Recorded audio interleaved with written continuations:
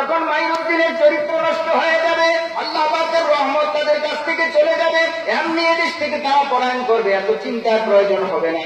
বাদশা আদেশ করলো, ঠিক আছে, রাজ্যময় তালাশ করতে থাকো। সারা রাজ্যে কষ্টে কষ্টে একদিন 2 দিন এভাবে দিনের পর দিন তারা এভাবে তালাশ করতেছে।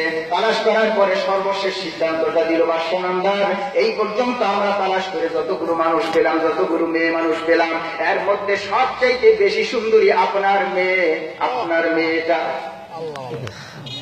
আপনার মেয়েটাই সবচেয়ে বেশি সুন্দর। পৃথ্বীরাজ বলল, ঠিক আছে, আমার মেয়েও বুঝি না, আমার রাজ্য প্রয়োজন, আমার রাজ্য চাই। ডাক দাও মেয়েকে। মেয়েকে ডেকে আনা হলো।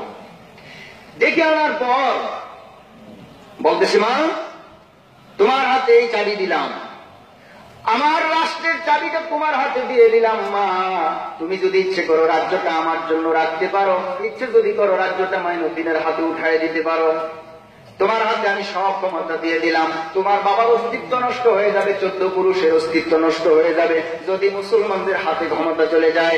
পৃথ্বীরাজ বলতেছে, মা, তোমাকে আমি আদেশ করলাম, আগামীকাল সকালবেলা যখন ভোর হবে, সকাল সকাল তুমি সুন্দর করে সুসজ্জিত হয়ে সাজে সাজগোজ করিয়া রাজা মাইনুদ্দিন চিশতির চেহারা যদি তুমি নষ্ট করতে না পারো, চরিত্র যদি নষ্ট করতে না পারো, তাহলে আমরা এদেশে বাস করতে পারবো না।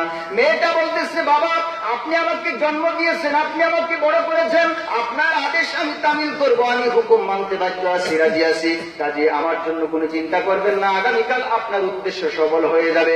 পরদিন যখন সকাল হয়ে গেল, সকাল হয়ে যাওয়ার পর পৃথ্বীরাজ অপেক্ষায় আছে, আমার মেয়ে কখন মাইনুদ্দিনের চরিত্র নষ্ট করে দিবে। এদিকে মাইনুদ্দিনের চরিত্র নষ্ট করার জন্য মেয়েটাও সুসজ্জিত হওয়া আরম্ভ করলো। এক পর্যায়ে ফজরের নামাজের পর ইশরাকের নামাজ পাঠ করলেন 360 জন আউলিয়া নিয়া আল্লাহ রাব্বুল আলামিনের মাহবুব বান্দা মুহাম্মদ আরবি সাল্লাল্লাহু আলাইহি সাল্লামের প্রিয় উম্মত কাজী মাইনুদ্দিন চিশতি রাহমাতুল্লাহ আলাইহি চেহারাটা নিচের দিকে দিয়া মাওলা পাকের জিকির করতেছে, জোরে কোন সুবহানাল্লাহ,